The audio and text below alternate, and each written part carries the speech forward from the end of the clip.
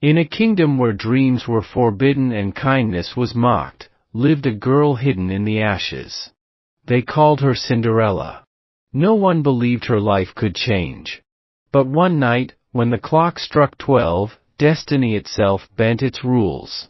This is not the Cinderella you heard as a child. This is the untold story, filled with secrets, betrayal, magic, and a love that defied every boundary.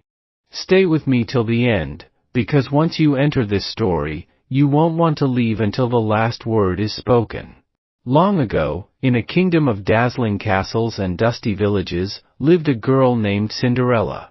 Her name was whispered with pity in the streets, because people remembered how once, she had been the beloved daughter of a nobleman, showered with love and luxury. But fate had been cruel.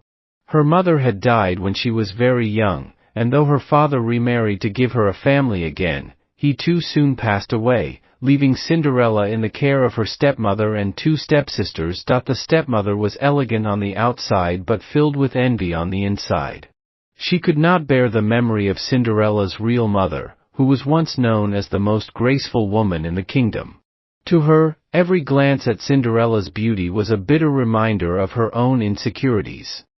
Cinderella's days were filled with endless chores, scrubbing floors until her hands bled, cooking meals she was never allowed to taste, sewing dresses that her stepsisters proudly wore while mocking her tattered clothes. The elder stepsister, Anastasia, was proud and arrogant, always dreaming of being a princess.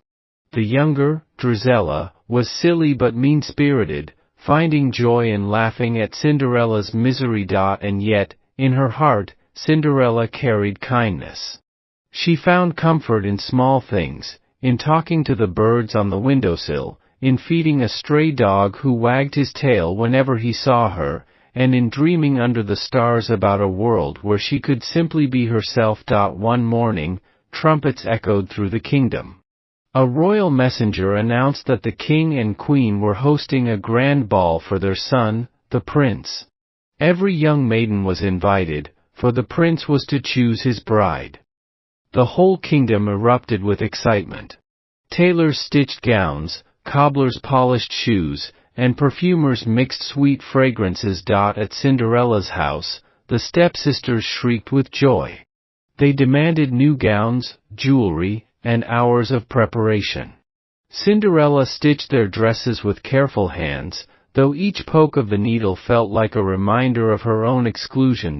When she softly asked if she might attend the ball, her stepmother laughed. You? In those rags? A prince would sooner marry a scullery maid than look at you. The sisters joined in cruel laughter, leaving Cinderella's heart bruised. A night of tears. On the night of the ball, the house buzzed with perfume and silk. The sisters twirled in front of mirrors, boasting about who would win the prince's heart.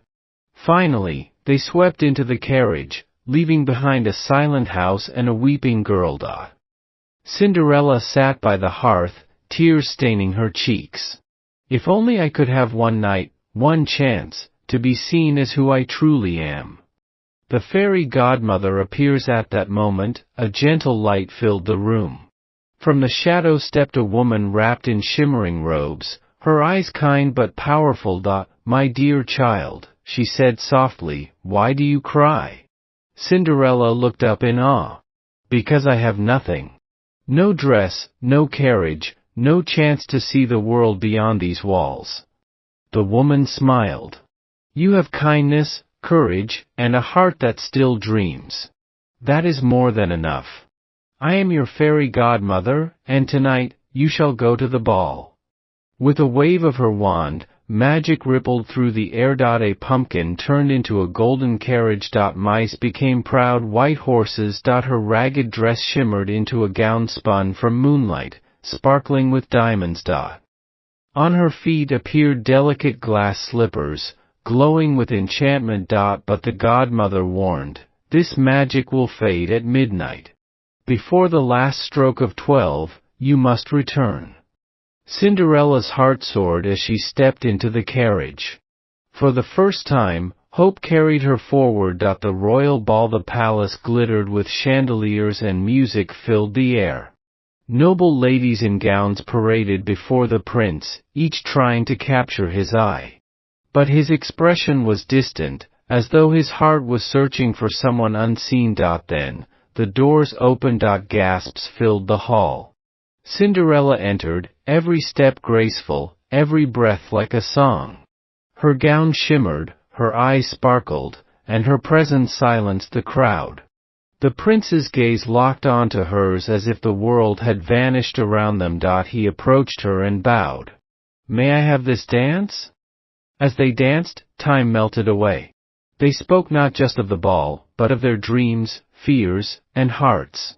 The prince confessed that he was tired of false smiles and wanted someone genuine.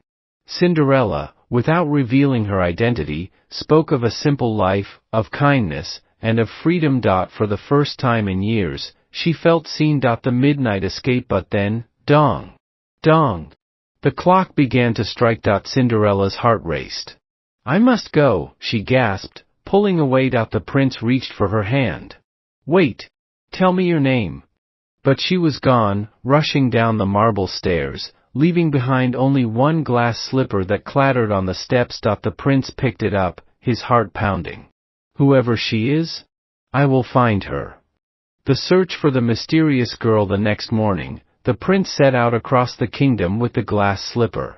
House by house, maiden by maiden, he searched. The slipper was delicate and perfect, and it fit no one.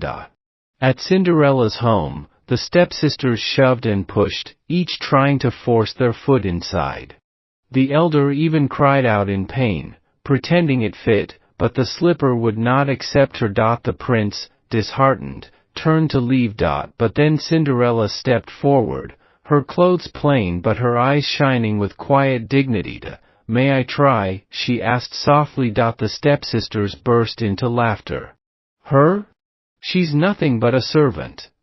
But the prince knelt before her. And as she slipped her foot into the glass slipper, it fit perfectly, as though it had always belonged to her. The prince looked into her eyes and finally recognized the girl he had danced with, the girl he had spoken to beneath the chandeliers. The ending, more than a fairy tale. Cinderella was brought to the palace, not in rags but with her true beauty revealed. The prince asked her to be his bride, and soon the whole kingdom rejoiced in their union. And yet, the story did not end with marriage. Cinderella, now a princess, showed her true heart. She forgave her stepsisters but never allowed them to control her again. She gave kindness without letting herself be a victim, teaching the kingdom that true strength is not in power, but in compassion and courage. From then on, she was not just a girl saved by magic.